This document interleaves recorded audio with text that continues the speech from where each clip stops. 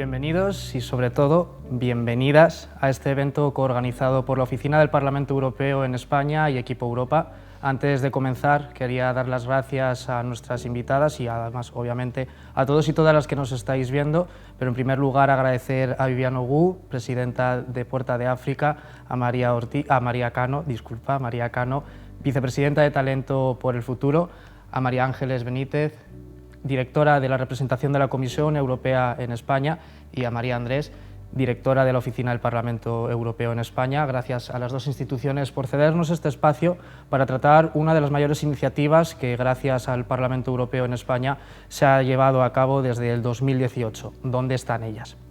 Antes de comenzar, también quería contextualizar un poco lo que es esta iniciativa, que también nosotros desde Equipo Europa y las organizaciones aquí presentes formamos parte de ella e intentamos impulsar para conseguir tres objetivos principales. El primero, reducir al máximo la presencia de paneles exclusivamente formados por hombres, así visibilizando el papel de la mujer. De ese mismo modo, hacer y crear una red de expertas que aboguen por esa presencia de mujeres expertas y, sobre todo, alabar el papel de la mujer en la construcción de la Unión Europea. También no quiero sonar un hetero blanco que es consciente como occidental que tengo privilegios que la sociedad me da, y no quiero hacer un mansplaining, pero sí que ciertamente como moderador introduciros y contextualizaros a todas y todos los que nos estáis viendo los cuatro bloques que, gracias a nuestras expertas en no solo feminismo, sino en igualdad de género, en perspectiva de género y en sobre todo su experiencia y vivencia, nos ayuden a comprender un poco más una de las lacras que verdaderamente hace que este evento haya querido resaltar: la invisibilización de la mujer en el puesto de liderazgo. No esperamos durar más de una hora, aunque sea muy entretenido lo que vayamos a contaros. Sí que es cierto que vamos a empezar con la impulsora desde la Oficina del Parlamento Europeo de ¿Dónde están ellas? María Andrés, gracias de nuevo. ¿Qué consideras que podríamos entender como techo de cristal? Techo de cristal es uno de los conceptos más líquidos que yo creo que tenemos a veces para describir lo que nos ocurre a muchas mujeres cuando intentamos evolucionar hacia puestos de liderazgo. Yo creo que es esa sensación de que nos esforzamos quizás muchas veces el doble que otras personas, de que intentamos llegar y hay una serie de obstáculos además que son muy invisibles al resto de la sociedad, que hacen que nos cueste mucho más llegar a ese puesto de liderazgo. Como que hay ciertos puestos que siempre parece que se acaban resistiendo y donde estamos tan acostumbrados a ver a hombres que no nos damos cuenta de que los referentes que tenemos a nuestro alrededor nos marcan esa pauta. Entonces llega un momento que ni siquiera nos sorprende que no haya mujeres y de repente hay una mujer y decimos, vaya, ha roto ese techo de cristal. Somos capaces de encontrar otros referentes y otras maneras de hacer las cosas que nos pueden inspirar al resto de las mujeres a llegar. Totalmente, María. Pasamos ahora a la otra María, por el otro lado. María Caso, como representante y representante de la sociedad civil en tu organización o en otras que conozcas o hayas estado, centros educativos, en el trabajo, ¿consideras, como comentaba María, este sentimiento es real, existe? Yo creo que sí, al final estamos hablando de ámbitos que, por mucho que sean de la sociedad civil, tienen que ver con el poder, ¿no? No solamente porque trabajamos desde la incidencia política para llegar a las instituciones y nuestra interlocución muchas veces es con hombres, sino también porque la propia sociedad civil se estructura con organizaciones que tienen sus propios rangos, ¿no? Y sus propias jerarquías. Entonces, claro que es un fenómeno que observamos, que vemos, que compartimos. Yo creo que al final las historias de las mujeres no son historias que nos caractericen por haber nacido o porque tengamos algo intrínseco, sino por la mirada social que eso nos ha dado como mujeres, y por lo tanto sí que compartimos una serie de experiencias, una serie de miedos, una serie de inseguridades que hacen que en muchas ocasiones, sin estar tan preparadas, sin estar tan seguras, ¿no? Sin cumplir toda una serie de requisitos que parece que tienes que tener para poder llegar a determinadas posiciones, pues no te atreves, ¿no? Frente a varones que a lo mejor sin estar tan preparados no se lo plantean. Y nosotras concretamente sí que hemos vivido un cambio, porque la organización Talento para el Futuro estaba en un primer momento liderada por dos chicos y después pasó a estar liderada por Elsa Arnaiz y por mí. Y sí que hemos vivido un cambio, no porque seamos mejores o gestionemos mejor las cosas, sino porque como mujeres que hemos vivido determinadas discriminaciones, que hemos vivido y compartido y entendido las de nuestras hermanas, las de nuestras amigas, hacemos las cosas de otra forma, entendemos también colectivos invisibilizados que no somos nosotras y a los que no podemos representar directamente, pero a los que queremos en la toma de decisión, entendemos de una forma diferente que tenemos que darle espacio a las mujeres con discapacidad, a las mujeres racializadas, a las personas no binarias, ¿no? Y todo esto conforma lo que se nos ha dado como mujeres sin pretender que esto sea algo que nos deba calar, ¿no? Yo no creo que haya una forma de ser mujer, pero sí que hay una forma de compartir el ser mujer, que es esas discriminaciones que a cada una, y ya hablaremos después, ¿no?, de esa interseccionalidad nos ha caracterizado y donde cada una nos hemos situado según lo que nos ha ocurrido en la vida, ¿no? Todas las mujeres son más que bienvenidas, y por esta parte ahora María Ángeles, como representante institucional, como directora de la representación en España de la Comisión Europea, ¿qué medidas o acciones, tanto desde el ámbito europeo también en español, tienen las mujeres europeas, la ciudadanía europea, pero sobre todo más de la mitad de la población en Europa, para conocer esta situación, este techo de cristal? ¿Cómo se está intentando eliminarlo? Que la Comisión Europea ha hecho de la igualdad de género una prioridad transversal, es decir, que es un tema que tiene que estar presente en todas sus políticas, allá donde reglamentamos y allá donde no reglamentamos también. Quiero decir con esto que hemos propuesto medidas legislativas en diferentes ámbitos cuyo objetivo es precisamente la igualdad. Por ejemplo, se acaba de proponer una norma sobre la participación de mujeres en las grandes empresas, en los consejos de dirección de las grandes empresas. No es fácil, es algo que ya se había propuesto hace muchos años, no pasó la criba del Consejo de Ministros por la diferencia de situación en los diferentes Estados miembros, pero ahí estamos y se la hemos vuelto a proponer. Es un ejemplo nada más. En los ámbitos no reglamentarios hay recomendaciones, por ejemplo, incluso en el ámbito de la política económica, lo que llamamos nosotros el semestre europeo, existen recomendaciones sobre igualdad de género. En política agrícola, el tema rural, la mujer rural, en las recomendaciones que se hicieron a finales del año 19 a los Estados miembros para preparar sus planes estratégicos, hay a bordo recomendaciones sobre temas de igualdad, sobre el que nuestro Tribunal de Justicia, y me salgo de mi papel comisión para rendir homenaje al Tribunal de Justicia, que ha hecho muchísimo por la igualdad de género, porque fue el primero que declaró que la igualdad salarial era un deber en Europa. Y a mí me sonroja pensar hoy en día que todavía tenemos una brecha de 16% de salarios de media entre hombres y mujeres, aunque la situación difiere por países. Así que estamos además trabajando en todos los ámbitos, interno y externo. Hemos propuesto unas estrategias plurianuales en varias partes, la última de las cuales se refiere, por ejemplo, al ámbito exterior, que es algo en que normalmente no se piensa, como en el comercio o en las relaciones internacionales puede también insertarse una perspectiva de igualdad de género. Pues bien, ahí también hemos propuesto una estrategia. Son ámbitos en que no podemos reglamentar, pero sí podemos recomendar, sí podemos estudiar la situación, sí podemos hacer la luz, sacar los colores a aquellos que lo merecen, ¿no?, para decir, aquí está la Unión Europea empujando la igualdad. Es algo sobre lo que no nos podemos dormir, porque a pesar de que Europa, digamos, es, por qué no decirlo claramente, el mejor sitio para hablar, para ejercer esa igualdad, pero hoy nos queda mucho camino. El COVID, las crisis económicas nos han hecho retroceder mucho. Enhorabuena, y que sirva como ejemplo, como decías, para muchas instituciones y sobre todo incluso a veces gobiernos o sociedad en general. Y ya pasamos a la última parte, de representante de la sociedad civil, Vivi. Muchas gracias también de nuevo por tenerte aquí. ¿Crees que se está haciendo un buen trabajo? Este trabajo que nos ha comentado María Ángeles, que hemos visto ejemplificado, ¿se está haciendo un buen trabajo para eliminar este techo? ¿Se conseguirá? Muchas gracias por la pregunta, muchas gracias por la organización de este evento y muchas gracias por invitar a Puerta de África y a mí en su representación.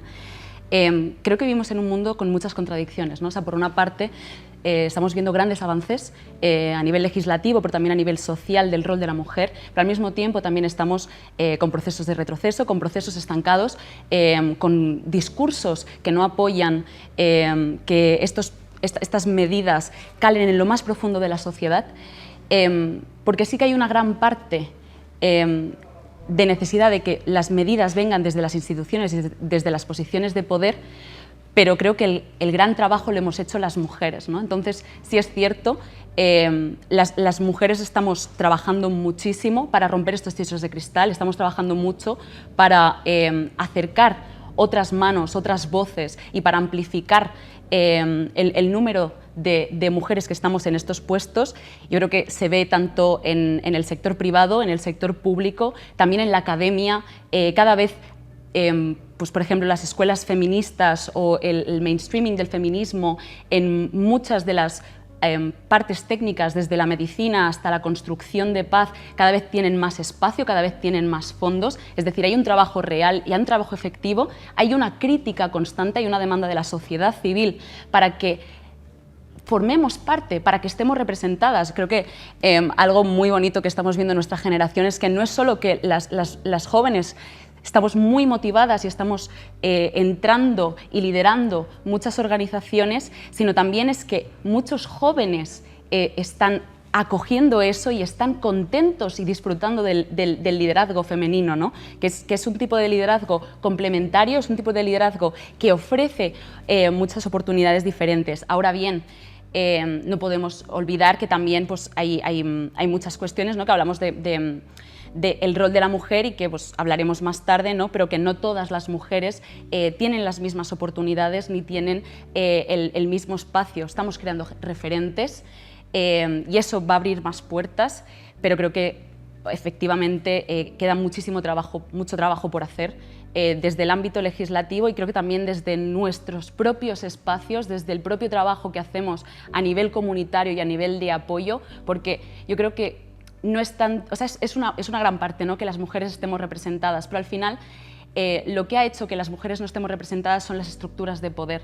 Entonces, que hayan mujeres en los puestos de liderazgo pueden no cambiar nada. Lo que importa realmente es transformar los liderazgos y hacerlos más femeninos desde mi perspectiva. Y esperemos conseguirlo. Muchas gracias, Vivian. En este sentido, damos por finalizado para ir mejor en tiempos y luego tenemos que volver a retomar cualquier asunto de lo ya tratado. Y vamos a pasar ahora, María Andrés, a una pregunta que no queremos saber lo que se gane o no se gane, aunque sea público en las instituciones europeas, pero en tu caso, ¿crees que esas condiciones económicas, laborales que poseéis, en tu caso como directora u otras homólogas en otras oficinas del Parlamento Europeo de los 26 restantes, ¿crees que son diferentes entre hombres y mujeres, comparándote, pues claro, tus homólogos hombres en otras oficinas? Y de no ser así, o de ser así, ¿crees que en tu caso, por ejemplo, es una cuestión de suerte o que incluso hay compañeras que, aun sabiendo y siendo conscientes de las diferencias, y perdón por la expresión, ven, oyen y callan para así mantenerse en el puesto?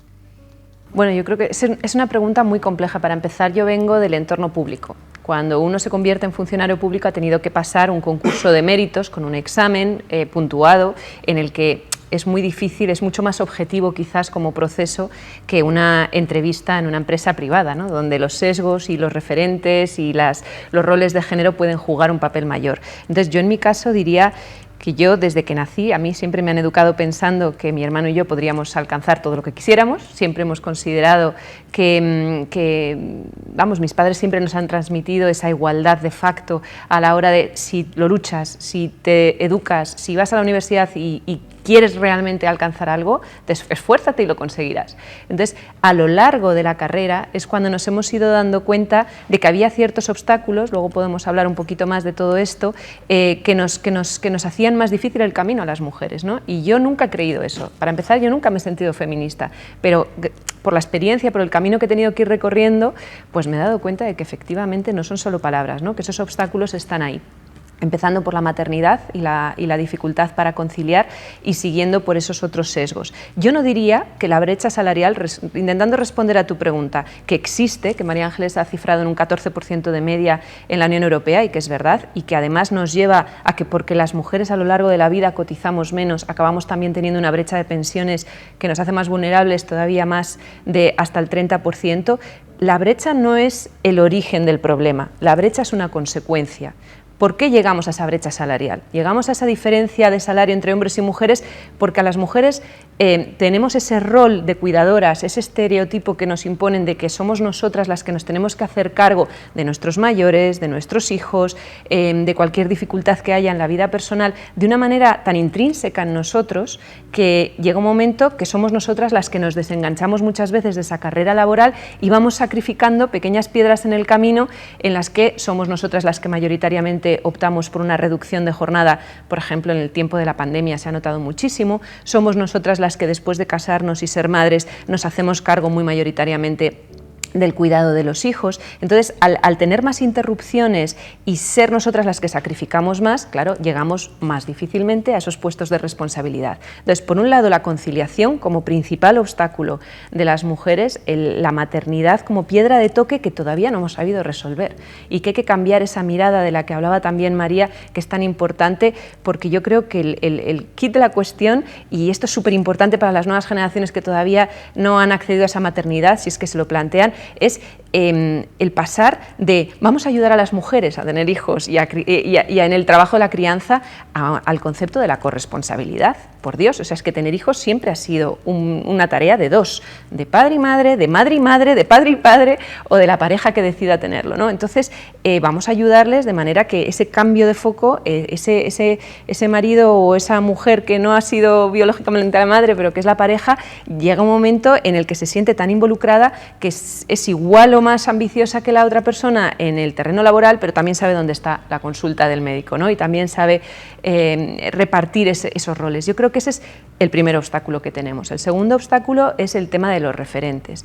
Elsa Punset, que era una que todos conocéis, socióloga y filósofa, ha estudiado muchísimo este tema porque además ella tiene 2 hijas y decía, yo que me he pasado la vida estudiando el tema de las niñas, ¿no? Las niñas y los niños nacen y es que son diferentes. Oye, a lo mejor las niñas no quieren ser, no quieren liderar, no tienen esa ambición y es algo intrínseco en ellas. Y ella descubrió, después de estudiar muchísimo, que no, que efectivamente, por supuesto que las niñas quieren lo mismo que los niños cuando nacen, pero van incorporando toda esa serie de sesgos y de roles y de pensamientos y de ideas de qué pueden conseguir y qué no deben hacer, qué no se espera de ellas, ¿no? No se espera de ti que escales un árbol cuando tienes 10 años, empezamos a desarrollar y empezamos a curvar los hombros, esta postura de la que tú hablabas, ¿no? Muchas veces en las niñas adolescentes, que es algo tan llamativo, y empezamos a incorporar toda esa serie de inseguridades también de lo que conseguimos y lo que no se espera de nosotras o no podemos alcanzar.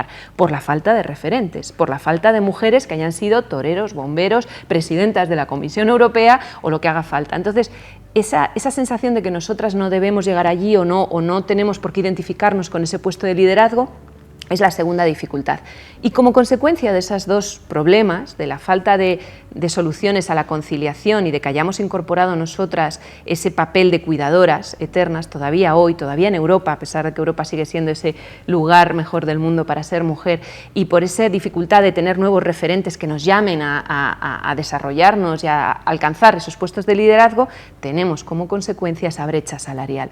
Y la brecha salarial existe, no es un fantasma, existe, está súper probada, está súper medida en todos los países y Estados miembros de la Unión Europea, pero no es que simplemente tú por ser mujer te voy a pagar menos en una empresa, no, es que tú por ser mujer probablemente vayas a decidir tú misma que eres la que optas por una reducción de jornada, como acababa de explicar, o yo por ser mujer también, es verdad, esos sesgos inconscientes muchas veces es que esto es un puesto de confianza, es que hay este plus o este pago extra en este bufete de abogados y es que la empresa, todas las empresas que yo tengo pues están, el CEO son siempre hombres, tienen más confianza con un hombre, entonces para este puesto de confianza voy a elegir un abogado que sea hombre porque va a estar, se van a sentir mejor representados. Entonces, todo este tipo de sesgos todavía juegan un papel súper importante y son esas enormes piedras en el camino que no esperamos cuando somos niñas y nos dicen tú podrás hacer lo mismo que tu hermano y que nos van surgiendo y siguen estando ahí. Entonces, yo creo que desde el punto de vista, por terminar, Manu, desde el punto de vista legislativo hemos avanzado muchísimo en la Unión Europea.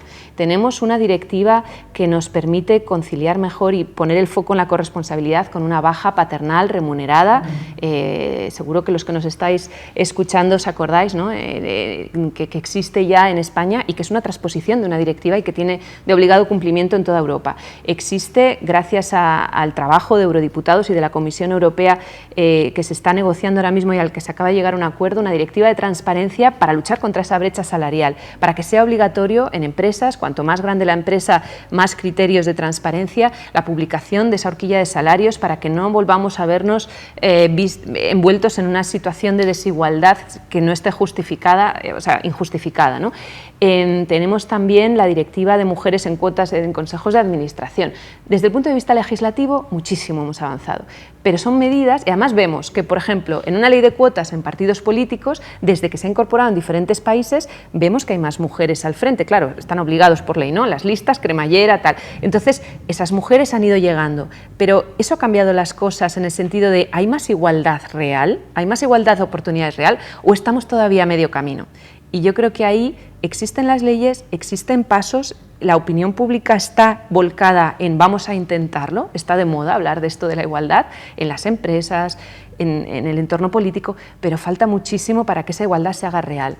Todavía no hemos conseguido ese cambio de mirada y ahí es donde tenemos que seguir luchando. De acuerdo.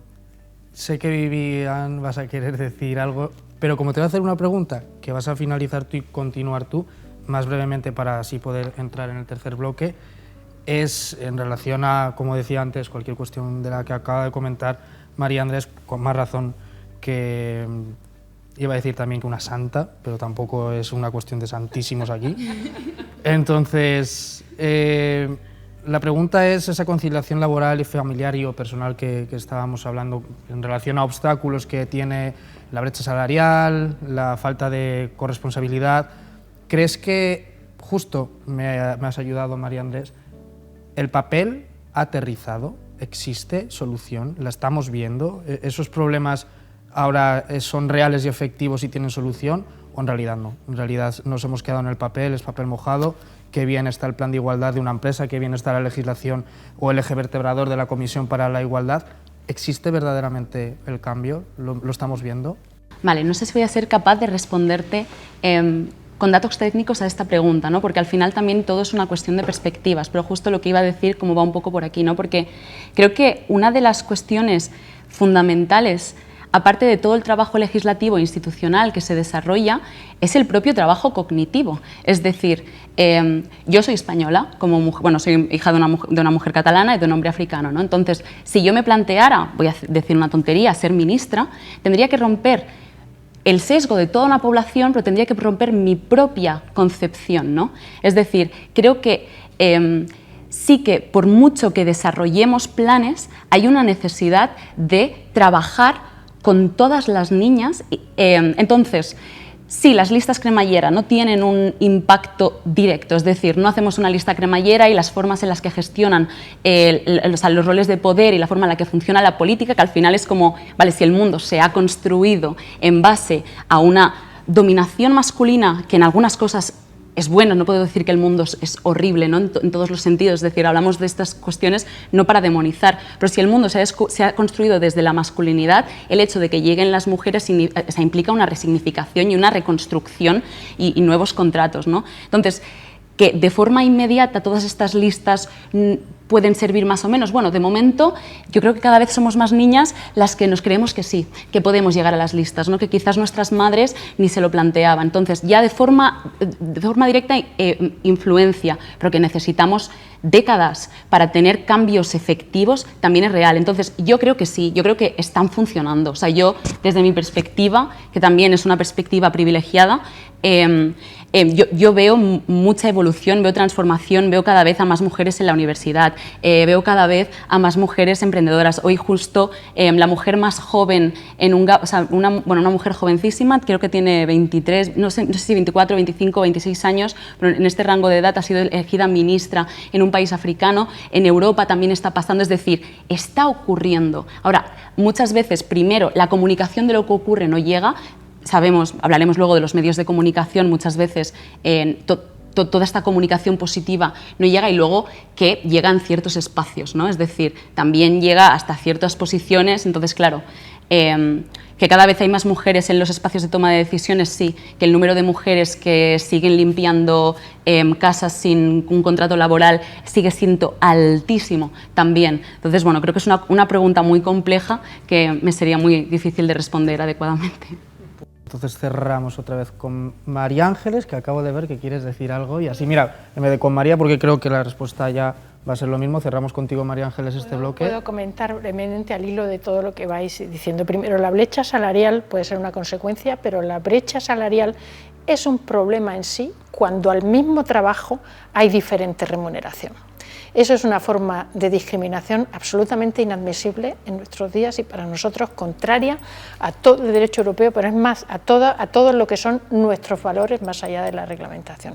Así que pienso que cuando alguien conoce algún caso similar, debe denunciarlo, y cuando se puedan vencer todos los temores que pueda haber asociados a alguna situación particular. El techo de cristal, yo creo que se compone de sesgos. Mirad que incluso en países donde hay un alto nivel de participación de mujeres en ámbitos de poder, ya sea gubernamentales o empresariales, suelen ser en su mayoría en ámbitos ligados al cuidado, a lo social y muchísimo menos a lo económico o a lo técnico. Sesgos, percepciones. La gente piensa que bueno, las mujeres tienen un determinado rol muy asociado quizá a la educación, a lo cultural, a la carga que todos traemos. Y frenos propios que evocaba quizá Vivi, que le hacen pensar a una mujer que dudar por lo menos en avanzar más. Mencionabas antes, por ejemplo, el síndrome del impostor. Yo puedo confesar aquí que a lo largo de mi carrera, que han sido ya muchos años en la Comisión Europea, en una administración pública muy grande, yo misma lo he sufrido. Si ahora miro para atrás, yo muchísimas veces he dudado si dar el paso, si no dar el paso. Muchas veces me han hecho comentarios mis compañeros de tienes que ser más asertiva. Cuando yo pensaba, si lo que yo tenía que decir ya lo he dicho, ¿quieres que grite? Imponían un patrón de conducta en el que yo no me reconozco, yo no puedo ser de otra forma a lo que soy, no me quiero masculinizar, no quiero ser más asertiva porque yo no soy, digo lo que tengo que decir de una determinada manera. ¿Cuántas veces me he visto en la situación de algún compañero que dice una cosa y yo pensaba, uy, pero si eso lo acabo de decir yo? O eso pensaba decirlo yo y no lo he dicho, ¿por qué? Todo ese tipo de dudas y de barreras que nos imponemos es un camino también que hacer y hay que vencerlas con más, no sé, con más coaching, con más autoestima, con los instrumentos que cada una tenga alrededor en ese momento. Son patrones de conducta. Yo digo, yo he hecho un paso, he llegado hasta aquí, creo que he hecho un camino, mis hijas harán el paso siguiente. Y espero que con éxito, como todas vosotras. Por favor. Y gracias por el camino que nos habéis dejado también. Bueno, nos estáis dejando. Sobre todo por allanarlo. Vale, pues si os parece, chicas, vamos a pasar al tercer bloque, que ya lo hemos también medio sacado, pero es en relación a los medios de comunicación, no solo los formales o informales, redes sociales, telediarios, prensa escrita, no escrita, sino también la propia comunicación que hacen las instituciones como la que es aquí presentes, Parlamento o Comisión Europea. Y entonces empezamos, María Ángeles, si te parece, si actualmente ese papel de los medios, como digo, de cualquiera de los tipos que podamos pensar, está favoreciendo o perjudicando la representatividad y la figura, la labor representativa de las mujeres en cualquier puesto en general. No se puede generalizar, pero yo quiero pensar que sí, que ya la conciencia de lo que es la representación de la mujer y de la necesidad de visibilizarla, pues está ahí y va en aumento, ¿no? Hay iniciativas como la de María, ¿dónde están ellas?, que requiere que para cualquier tipo de comunicación, que para cualquier tipo de visualización haya una paridad, por lo menos una presencia. Y no digo ya una presencia chiquitina en un rincón, que haya una presencia afirmada, visible. Yo creo que de todo eso los medios de comunicación son conscientes y lo practican, y si no es el caso, allá donde nosotros lo sabemos o somos conscientes, siempre apuntamos en esa dirección. Es más, hacemos una condición de ello, ¿eh? Donde no hay un panel que no es representativo, hay un acto de comunicación que no respeta y que no refleja esa prioridad de igualdad, pues lo hacemos notar, intentamos rectificarlo y si es necesario nos retiramos. Como decías antes, también denuncia de aquello que no se esté haciendo lo suficientemente bien, que aunque todos seamos humanos, pues hay veces que hay errores que a día de hoy, por lo menos en el siglo XXI, no deberían de cometerse. María, ahora te toca a ti.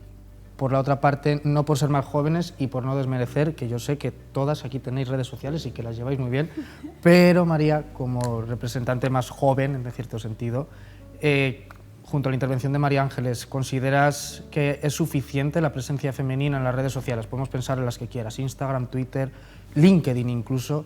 ¿Crees que esa presencia es necesaria, es justa, se está haciendo bien? ¿Es necesario ampliarla? Bueno, yo creo que siempre es necesario ampliarla y queremos la mitad de todo, y eso hay que decirlo, ¿no? Somos la mitad y queremos la mitad, y no creo de ninguna forma que estemos en esas cotas de representación, y de nuevo con todas las diversidades, ¿no?, representadas. Sí que creo que hay que hablar de que las redes sociales son, por un lado, una realidad, es decir, son el medio en el que nos comunicamos, son el medio en el que los más jóvenes todavía que nosotras se socializan, donde aprenden.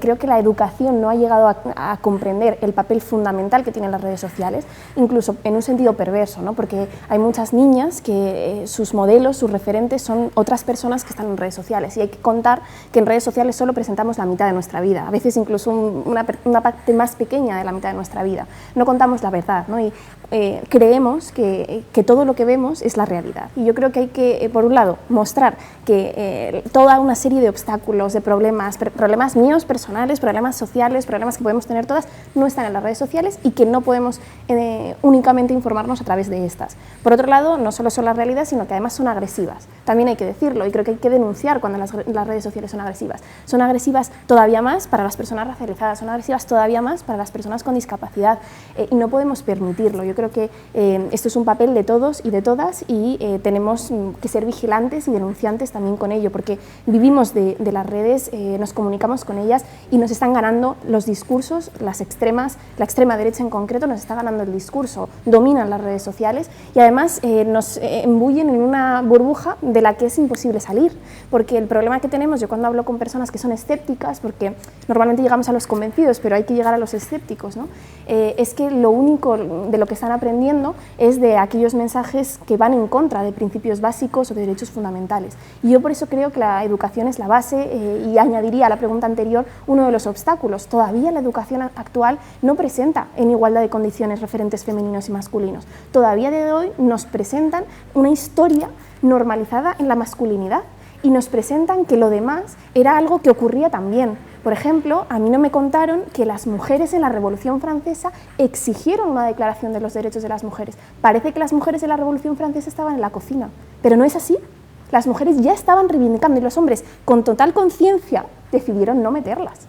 Entonces hay que repensar también cómo enseñamos en el colegio, y creo que aquellas profesoras que, aunque fuera en una asignatura, nos contaron la historia con perspectiva de género, nos contaron la política con perspectiva de género, nos abrieron a mujeres como yo, y se me pone la piel de gallina de pensarlo, que nos han dado un camino, nos han abierto camino, como decía Vivi, y nos han permitido pensar que podemos ser todo aquello que queramos, pero realmente es muy difícil con los referentes que nos impone la sociedad y que nosotros muchas veces perpetuamos, y por eso creo que, como dijo la vicepresidenta primera, Nadia Calviño, no se puede admitir un panel sin mujeres, pero no ya porque no existan mujeres, porque es mentira que no existan mujeres en esos puestos, sino porque lo que perpetúa un mensaje es mucho mayor de la realidad, ¿no? Las mujeres no es suficiente con que estemos, tenemos que contar que estamos, y tenemos que contar que están todas, y también las que no están, porque hemos hablado de techo de cristal, pero hay que hablar de suelo pegajoso. Es decir, que es un ejercicio muy complejo, al que muchas veces nosotras también nos echamos a la espalda con demasiada exigencia. No es nuestra labor únicamente, es la labor de todos,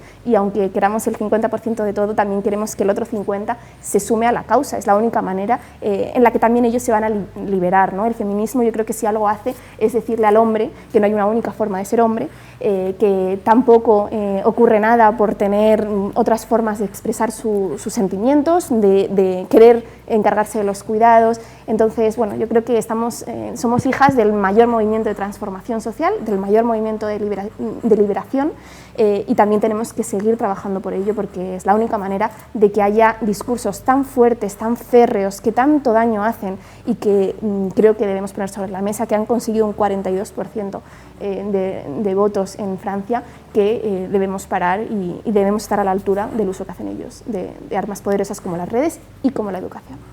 Es importante poner el acento también en la diferencia generacional, porque los jóvenes, las generaciones más jóvenes de hoy en día, no consumen medios de comunicación tradicionales, como estamos ya acostumbrados, ¿no?, de ver el telediario. A lo mejor María Ángeles y yo estamos mucho más acostumbradas a consumir información a través de, abro el periódico, leo el artículo, y la gente joven solo consume redes sociales, ¿no?, para informarse, para entretenerse o para comunicarse. Y yo creo que ahí es una selva totalmente llena de estereotipos muchas veces muy tóxicos que pasan mucho más desapercibidos al resto de la sociedad. Entonces se generan códigos de comunicación y estereotipos que pueden ser realmente muy tóxicos para las chicas de las nuevas generaciones, ¿no? Que nacen creciendo, que lo normal, como decías tú, ¿no? Es estar estupenda con ese filtro de Instagram a la que yo veo a esta otra niña que está ahí todos los días en las redes sociales, que lo ha denunciado ya hasta esta persona del comité ético de Instagram que se acabó yendo, ¿no? y que ha denunciado la situación en cómo los algoritmos favorecen que siempre, sobre todo para las adolescentes, te acaben imponiendo un estereotipo tremendamente estricto sobre cómo debes ser y cómo debes parecer, la estética, etc. Yo creo que ahí tenemos una labor tremenda de hacer, porque las estadísticas nos cuentan cómo estamos volviendo poco a poco, en las generaciones más jóvenes también, a admitir un montón de micromachismos que parecía, que pensábamos que estaban desterrados y que vuelven a estar ahí. Y vemos que las niñas consideran normal que su primer novio les diga cómo tienen que vestir, o que no coman durante días para poder caber en ese vestido, o que entiendan como totalmente normal que el novio les fiscalice el móvil y les mire. Y yo creo que ese tipo de cosas tenemos que estar muy vigilantes, porque a las generaciones más tradicionales o que ya somos más mayores nos pasa totalmente por debajo de los pies, totalmente desapercibido. Yo consumo muchas redes sociales, pero mi mirada no se compone de las redes sociales, porque consumo otro tipo de información y leo. Las generaciones más jóvenes ya ni siquiera leen. Es lo que nos cuentan los profesores muchas veces en los colegios. Entonces, cuidado con eso, cuidado con esa creación de estereotipos que se están dando en las redes, que son más invisibles y que las generaciones jóvenes se están moldeando de una manera muchas veces tóxica. Y en cuanto a los medios de comunicación, efectivamente hay que hacer un esfuerzo. Yo creo que se ha avanzado mucho y que ahora está muy mal visto que haya un panel donde solo hay hombres expertos. Yo recuerdo un desayuno, los desayunos de Televisión Española, donde solo había hombres hablando de la situación, un último acontecimiento en Cataluña, y se fueron a Barcelona y las redes sociales estaban inflamadas de que solo hubiera hombres, ¿no? Esto ya se denuncia, está mal visto, está muy bien. Nos hemos puesto de moda la diversidad, ese enriquecimiento de la mirada, no por el quítate tú que me pongo yo, sino porque es que no podemos perdernos la opinión del 50% de la sociedad. Es que si no, estamos siendo tontos, no conseguimos lo que buscamos, ¿no? Que es esa reflexión y ese avanzar juntos. Pero también en los medios de comunicación, cuando nosotros estrenamos este proyecto de ¿Dónde están ellas?, invitamos a Sonsoles Onega, que es una periodista que todos conocéis, y le preguntábamos, ¿no? ¿Tú ves diferencias? ¿Por qué es que las televisiones a veces, ¿no? Necesito un experto en vulcanología, ponte tú a buscar.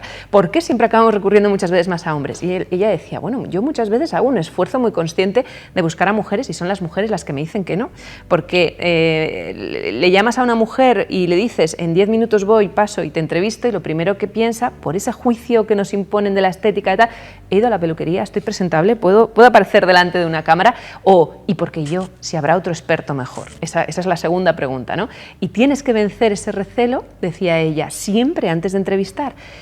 Soy jurado en un premio, me contaba, y llamo a un hombre y le digo, gana usted el premio tal, y entonces lo primero que te dice el hombre, esto es un cliché, pero que ella contaba como experiencia real, que le había ocurrido muchas veces, la respuesta siempre iba a ser, estupendo, oye, qué bien, este agradecimiento, este reconocimiento, estupendo, yo cuando queráis. Y se lo dabas a la mujer y la primera respuesta siempre era una pregunta, ¿yo?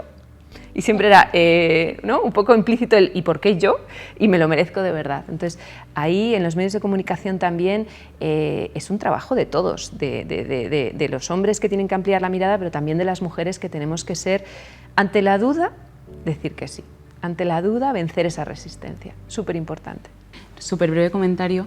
Que creo es súper importante que hagamos este trabajo de empoderamiento, ¿no? Pero que muchas veces creo que hay una masculinización de todo, ¿no? Y que parece que las mujeres, para poder caber en los puestos de poder, tenemos que comportarnos como un hombre, ¿no? Yo creo que también la vulnerabilidad de plantearse y de pensar, ¿soy yo la que debe recibir este premio?, puede ayudarnos a mantener los pies en la tierra, porque creo que muchos errores que cometemos como sociedades y muchas guerras que hemos empezado, y hablando de historia, también viene por esta superposición de sí, yo puedo con todo y yo lo sé todo y yo soy perfecto.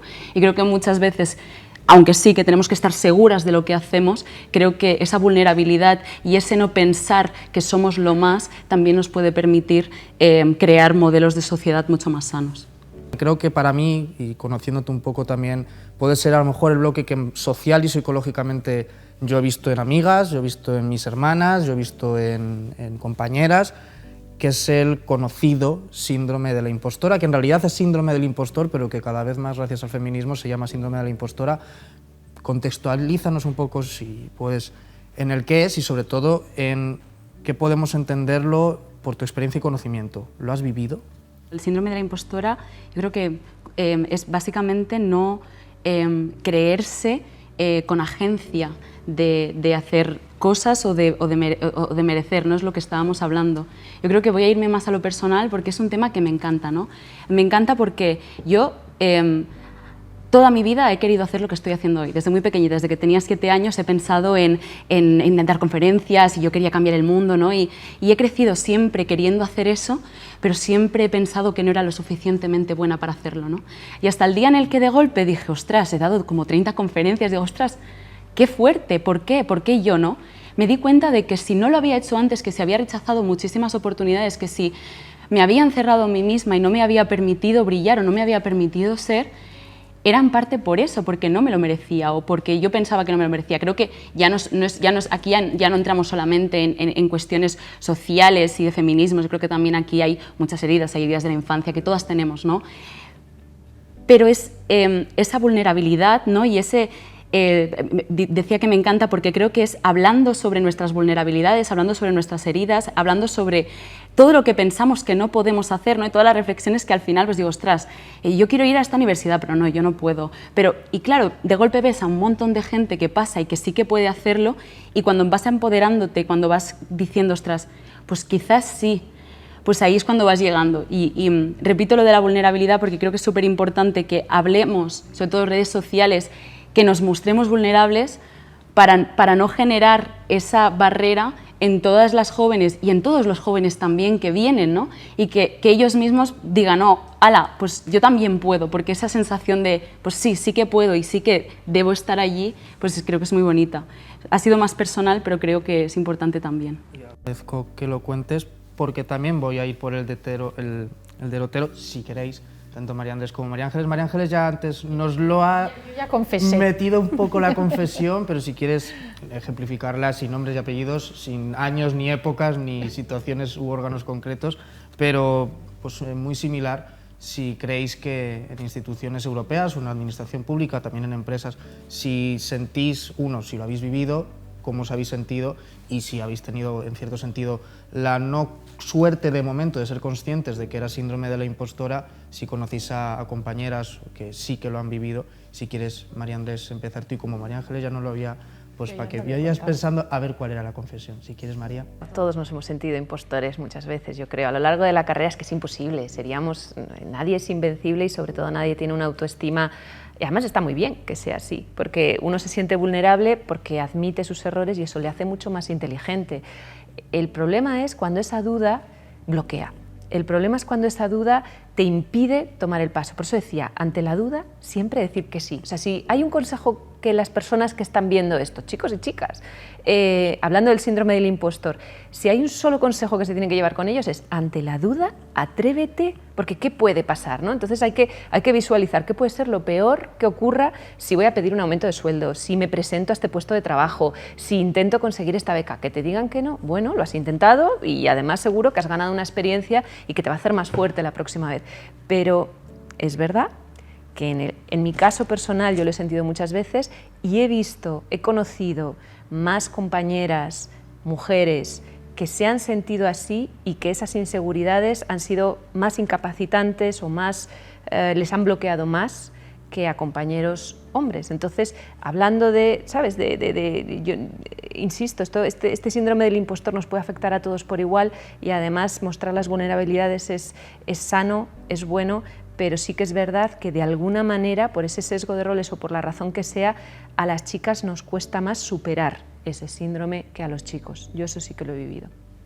Ángeles. Todas las mujeres que he conocido en mi generación y a mi nivel cuando íbamos ascendiendo, lo he comentado con muchas de ellas, 90% lo sufrían.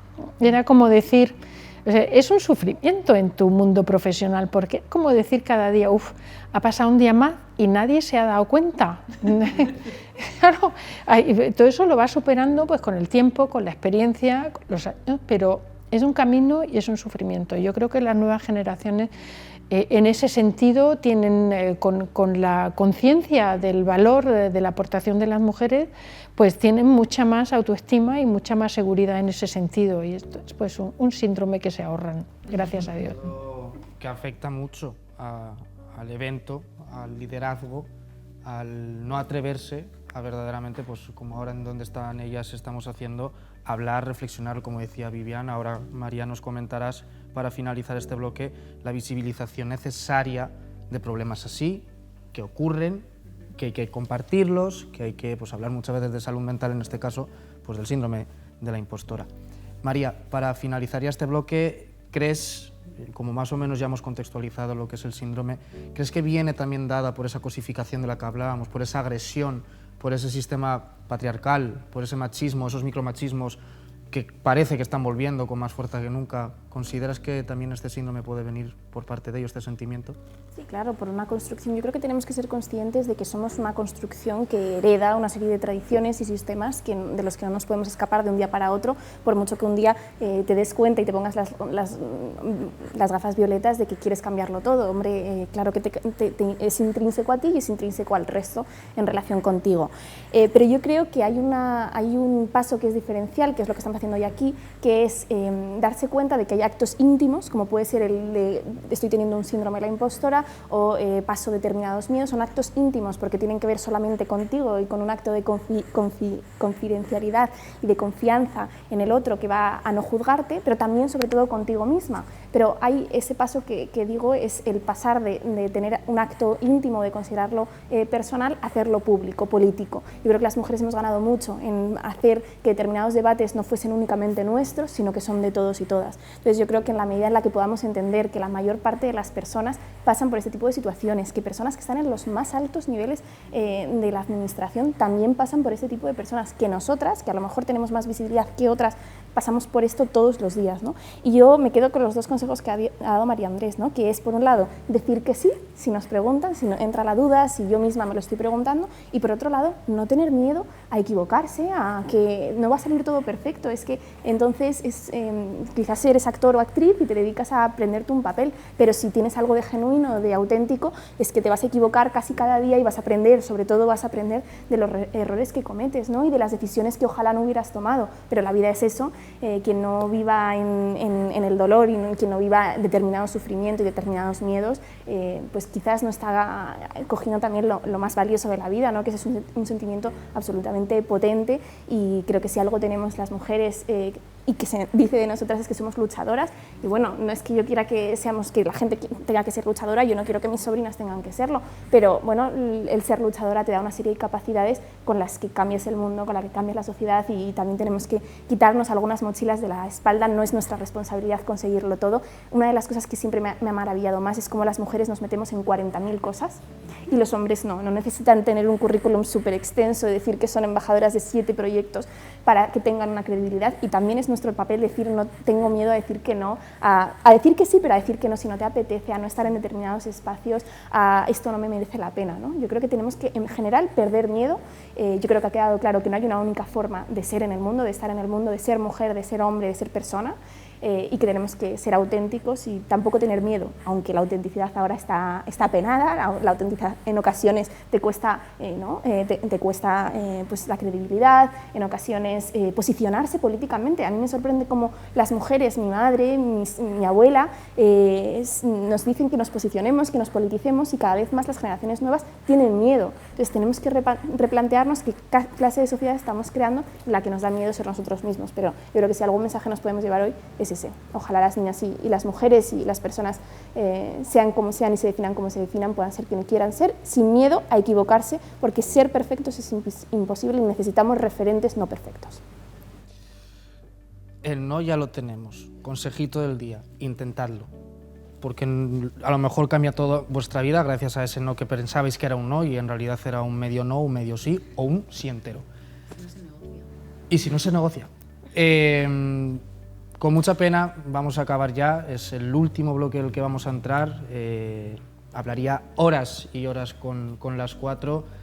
Cualquier duda, cualquier comentario, pues podéis dejarlo en la cajita de abajo, que sabéis, ya todos utilizáis seguramente las redes sociales que estábamos hablando antes, así que ahora utilicémoslas bien, porque seguramente que las cuatro aquí presentes en algún momento, aparte de que tienen sus correos a vuestra disposición, podrán responderos, así que aprovechad ahora para ya entrar en el último de los bloques, que también queríamos traerlo desde donde están ellas, en la oficina del Parlamento Europeo, con Equipo Europa queríamos también tratar algo que ya se ha hablado, que es la transversalidad también de la invisibilidad del liderazgo en la mujer, y es la discriminación múltiple. Vamos a comenzar hablando con María Andrés por parte del Parlamento y con María Ángeles. Yo soy consciente que la Unión Europea está haciendo muchos esfuerzos para que los 27 tengamos dentro de nuestra legislación el concepto de discriminación múltiple, que aunque se abogue y siempre, incluso en nuestros tratados, no discriminar por principio de igualdad, principio de no discriminación, que se conciba y que se conciba sobre todo la discriminación múltiple. Es decir, que por el mero hecho de ser mujer, además también por ser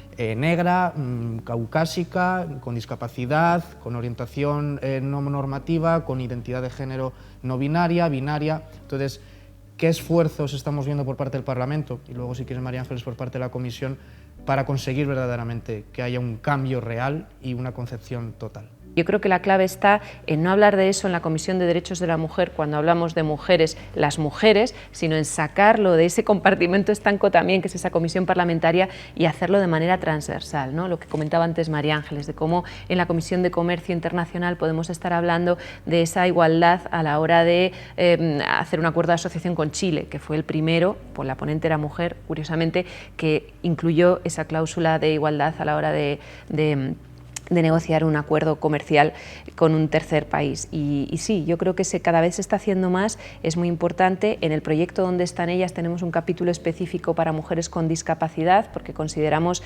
que es muy importante dar visibilidad a estas personas que tienen esa doble vulnerabilidad, pero sobre todo nos cuesta mucho, pero es que nos cuesta mucho, los debates son eternos, porque hablábamos el otro día, claro, y yo qué sé si una persona que está interviniendo es discapacitada, tiene algún tipo de discapacidad o no, a lo mejor tiene una discapacidad auditiva, yo no lo sé. Entonces nos comentaban desde la Fundación 11, con quien colaboramos muchísimo, de la importancia también de animar a salir del armario a estas personas, ¿no? A admitirlo como una de esas vulnerabilidades que están ahí y que no por eso yo voy a tener menos capacidad, sino todo lo contrario, y además yo estoy encantada de darle esa doble oportunidad. Y ya por último, muy rápido, la discriminación positiva y el tema de las cuotas, ¿no? Es bueno tener una discriminación positiva. Hay un artículo de la Unión Europea, de los tratados de la Unión Europea, en la que dice que sí, que aboga por una discriminación positiva en aquel sexo o en aquel sector menor representado. Yo creo que las cuotas, por ejemplo, el exigir, ¿no?, que haya una representación de un cierto sector, nunca deben ser un objetivo en sí mismo. Yo lo he pensado mucho, al principio era incluso anticuotas, no me gusta nada el papel de la mujer florero en las conferencias, odio cuando noto que me están llamando porque no tienen mujer y me llaman a mí para ir, pero a la vez pienso que si no deben ser jamás un objetivo en sí mismo, sí acaban siendo siempre un potente acelerador de ese cambio social que estamos buscando. Entonces, como medida transitoria, como medida de refuerzo y nunca solo las cuotas por cuotas, creo que de verdad muchas veces ayudan y que hay que contemplarlo. Y con esta doble discriminación más todavía. Ángeles, si quieres, por parte de la Comisión. Totalmente de acuerdo con lo que ha dicho María en todos los puntos. Al final, haber hecho de la igualdad de oportunidades una prioridad transversal quiere decir que en todas y cada una de las políticas que proponemos y que después aplicamos hay una lente y tiene que haber una mirada, igualdad de género y no discriminación. Es decir, es que en el campo del comercio, ¿qué discriminación sobre las mujeres por el hecho de serlo o por cualquier otra razón? En el campo de la economía, ¿cuál es la discriminación? ¿Qué está pasando con las mujeres? En el campo de la agricultura, ¿qué está pasando con las mujeres? Incluso hay condicionalidades de dedicar X porcentaje de determinados fondos en diferentes ámbitos, por ejemplo, a empresas lideradas por mujeres o para que crezcan los emprendimientos de mujeres. En política de desarrollo, ¿cuáles son las dificultades por las que atraviesan las mujeres? Por cualquier razón. Para nosotros, la no discriminación, así dicho en lo absoluto, es uno de los valores que fundamentan los tratados y que fundamentan la existencia misma de la Unión. Así que la no discriminación por razón de raza, de género, de religión, de cualquier cosa, es un anatema, es algo que verdaderamente va contra nuestra propia esencia, y tratamos de, con medidas legislativas y no legislativas, como dije al principio, de erradicarla de nuestra Unión. Por lo demás, como es el último bloque, permíteme que diga si está perfectamente documentado en la Unión, con datos y con estudios, que todo mejoraría con una mejor participación de la mujer, con una mayor igualdad desde la situación económica, con la crisis que estamos teniendo. Pues, ¿a qué estamos esperando? Así que solo lo puedo achacar pues a estos comportamientos, sesgos, percepciones que son mucho más difíciles de tratar que un problema que emergen realmente, quiero decir, que se materializa de otra manera, ¿no? Luchar contra la percepción, contra el sesgo, es siempre mucho más difícil que hacerlo contra algo mucho más material. Pero aún así, pues con los medios que son los nuestros, tratamos de identificar y de luchar contra ello. Continúa así, y gracias a las dos instituciones y al resto de las 5 instituciones de la Unión por llevar a cabo este trabajo y hacer lo que ya hemos dicho en varias ocasiones: ser Europa el continente donde la mujer puede vivir libre y feliz. Vivian, para también ser penúltima, acabamos con María. Tú, como mujer racializada, sé cuál va a ser la respuesta por tu parte ya, pero existe discriminación múltiple, la has vivido, se combate lo suficientemente bien. Muchas gracias por la pregunta. Voy a permitirme cierta extensión porque creo que es un tema que me encanta. Yo realmente creo que es muy importante, ¿no?, entender que sí, el mundo se ha construido en base al hombre, en parte, ¿no?, y en base a la mujer también, ¿no? O sea, es decir, todo el sistema se ha desarrollado gracias a una cierta división de géneros, ¿no? Pero no se habla de cómo el sistema, de cómo la propia Europa se ha construido en base a la esclavitud, cómo se ha construido en base a la explotación, a la colonización, que no es por atacar, no es por demonizar, no es porque se tiene que reconocer, porque hay toda una serie de cuestiones estructurales a nivel global que nos afectan a nosotros, porque, o sea, si ya lo miramos desde una perspectiva muy egoísta y puramente europea, los procesos de poder global que se dan, igual que están dentro de las sociedades, se dan en el mundo, también nos afectan, también nos retornan, ¿no? Y eso tiene como un efecto directo en cómo se percibe la población racializada en todo el mundo, ¿no? O sea, antes decía, ostras, nos planteamos, ¿cuándo va a haber una mujer como presidenta de España? Y yo me pregunto, ¿quién va a ser la primera mujer negra que vaya a presidir algún país de la Unión Europea? Porque tiene que pasar, porque puede pasar, porque hemos convivido, por ejemplo, durante mucho tiempo y porque formamos parte de la sociedad como iguales, ¿no? Entonces sí, existen muchísimas discriminaciones. La discriminación racial es algo que literalmente mata a mucha gente cada día, ¿no? Y es una cuestión que es muy difícil de comprender porque, pues al final, desde muy pequeñitos nos dicen que África, nos dicen que América Latina, nos dicen que Asia, nos dicen que todo lo que no es occidental es guerra y hambre. Y en realidad es emprendimiento. Las mujeres africanas son las primeras emprendedoras mundiales, es innovación, es arquitectura, pero arquitectura preciosa, es toda una serie de realidades, de filosofías, de cosmologías que nos pueden construir, que nos pueden hacer seguir como ya se ha hecho y que no se integran, ¿no?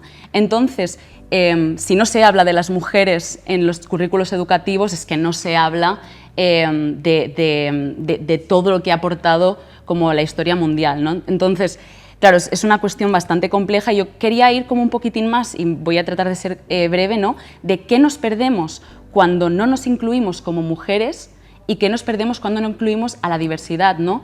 Y me voy muy a África porque al final es lo que yo más toco, las relaciones África-Europa, ¿no? Pero como, por ejemplo, hace pocos meses vimos cómo se expulsaba a Francia de Mali, lo que es un riesgo para la seguridad europea. Y si realmente nos ponemos a analizar quién ha estado haciendo esa intervención, vemos que mujeres poquitas, pero personas africanas menos. ¿Cómo podemos intervenir? ¿Cómo podemos hacer cooperación? ¿Cómo podemos tomar decisiones? ¿Cómo podemos gestionar el mundo desde una posición de incomprensión, ¿no? Entonces yo creo que muchas veces tendríamos que ser también un poco como más egoístas y decir, no solo lo tenemos que hacer ya por valores, por seguridad, por crecimiento, por bienestar, por todo lo que nos estamos perdiendo y todo lo que no estamos haciendo por esta participación. Entonces, sí, en España y en Europa hay muchísimas personas racializadas que no tienen acceso a entrar en política por mucho que quieran, que no tienen acceso a entrar en la academia por mucho que quieran, que están hipercualificadas y que nadie se plantea contratarles. Es cierto que nos planteamos que haya un CEO negro de Zara. ¿Os imagináis que Zara al final el CEO fuera negro? ¿Y por qué no? Todas estas cosas al final son construcciones mentales que hemos tenido a lo largo de la historia que van a ser difíciles de erradicar, que son complejas, pero que tenemos que trabajar. Y ya repito, ya no solamente por justicia social, que sí, que eso es lo que a mí me mueve, ¿no? Pero también por una cuestión egoísta de que hasta que no haya igualdad no vamos a tener un desarrollo completo del potencial que tiene la sociedad y la humanidad. Y en Europa también en concreto. Gracias, Vivi. Y ya acabamos. María, ¿acaso ya nos vas a decir más o menos, vas a encargarte tú de cerrar el bloque antes de cerrar el evento y sobre todo pues con las tres intervenciones como sociedad civil, cómo podemos ayudar, cómo podemos apoyar, aupar a las mujeres que sufren estos tipos de discriminación múltiple, como consideras desde Talento, desde otras partes de la sociedad. Bueno, yo la suerte que tengo es que cada día aprendo más de las experiencias de cada persona y lo que voy descubriendo es que la historia de cada una, aparte de que nos atraviesa, constituye una serie de paradigmas y de sistemas que cuando vas desentrañando entiendes por qué se dan determinadas reacciones, determinadas relaciones, yo creo que hay tantas discriminaciones como mujeres, porque por supuesto estoy de acuerdo con lo que han dicho ellas, si eres una mujer racializada, si eres una mujer con discapacidad, pero además si eres una mujer gorda, y si eres una mujer calva, y si eres una mujer con pocos recursos, y si eres una mujer divorciada o separada o que decide tener una... Es decir, que yo creo que debemos intentar entender la diversidad, no pretender normalizar a las personas bajo un único rol, sino entender que la persona que está gorda no tiene que adelgazar, salvo que quiera y por unas cuestiones de salud, pero el problema es que le estamos constantemente mandando un mensaje de que tiene que adelgazar. Yo creo que el problema es ese proceso de normalización que no creo que nos enriquezca, al revés, creo que nos enriquecen las culturas, las formas de ser diversas, las miradas diferentes, porque para ver lo mismo ya existe todo lo que hemos mencionado hoy, las redes sociales. Creo que es muy importante no juzgar a la persona, creo que hay historias que somos incapaces de conocer, que nos atraviesan y que constituyen la vida de una persona, pero creo que hay que ser más críticos todavía con cómo viven, ¿no? Por ejemplo, tuvimos la oportunidad de ir a Estrasburgo con dos compañeras que disminuyó su calidad de vida por ir a Estrasburgo en unos trayectos que no estaban adaptados para personas con silla de ruedas, que arriesgaron su vida y, como ellas dicen, perdieron calidad. Porque cuando llegaron al Parlamento, que además una semana antes de fallecer el presidente del Parlamento nos mandó una carta diciendo que efectivamente había entendido la situación y quería remediarlo. ¿Qué ocurrió? Que estas personas con silla de ruedas las colocaron en una esquina del aula. Y les dijeron, no, es que hay eurodiputados con silla de ruedas que se colocan ahí. Y es como, es que no estás entendiendo nada de qué es construir un proyecto integrador si crees que una persona puede construirlo desde el sitio en la que la estás colocando. Yo creo que es un cambio de concepción entero, que es hacer el mundo accesible a todo el mundo y no pretender que se normalice hacia una única forma de ser, ¿no? Yo creo que Europa es el mejor lugar del mundo para ser mujer, pero hay que ser el mejor lugar del mundo para ser cualquier tipo de mujer. Tenemos que ser un país que acoja no solo a Ucrania, sino a cualquier mujer, hombre, persona que venga de cualquier tipo de conflicto. Creo que Europa construye una identidad en base a lo que tiene dentro de sus fronteras, pero tiene que construirla también en base a lo que no tiene dentro de sus fronteras, lo que tiene de fuera y que muchas veces importa. Tenemos que importar como que recoge, ¿no?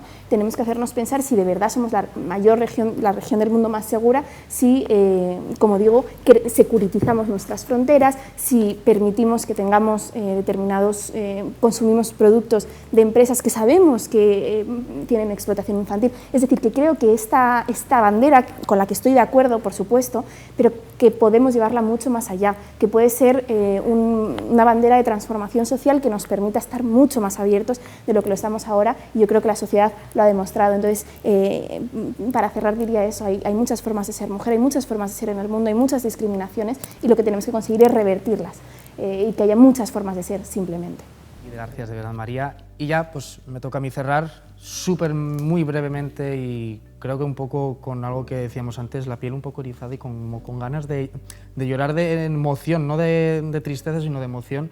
Y no sé si alguna vez a los que y a las que nos estáis viendo o a las aquí presentes habéis visto este mapa de los eventos, de las conferencias, cuando muchas palabras repetidas o de los discursos pues hacen como, dependiendo del tamaño y de lo repetido, pues yo voy a repetir palabras que habéis dicho constantemente y que a lo mejor los que nos estáis viendo podéis cerciorarlo. Si no es así, pues también podéis dejar ese comentario. Referente, mundo de hombres, igualdad de género, prioridad, transversalidad, queda trabajo, desigualdad, sesgos, expectativas, denuncia, convivencia, replanteamiento, pasos atrás, empoderamiento, atrevimiento, interiorización. Y eso me ha hecho pensar en algo que creo que he escuchado hace poco, no sé si por preparar este evento junto a la Oficina del Parlamento Europeo y en nombre de Equipo Europa, pero era algo que decía que esa red de amigos, que yo estudié en Ciencias Políticas, que hablaba de la red de amigos, de por qué los hombres siguen manteniendo los puestos que mantienen y por qué no hay CEOs negros o no negros en los puestos altos, por qué no hay mujeres tan visibles en liderazgo.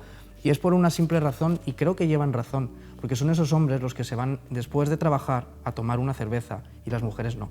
Y ese es ahí donde yo creo que también daros una mayor reflexión. Esa red de amigos existe y es aquí, junto con Dónde están ellas, donde queremos hacer esa red de amigas, esa red de expertas, esa red de las mujeres que estáis aquí y que obviamente, al igual que han dicho las compañeras, gracias mamá, gracias hermanas, gracias amigas y sobre todo gracias Europa por hacer de este lugar un lugar más seguro y que seguro mucho mejorable. Así que, como ya os había dicho antes, a seguir construyendo Europa, a seguir construyendo juntos, unidos en la diversidad. Nos vemos pronto.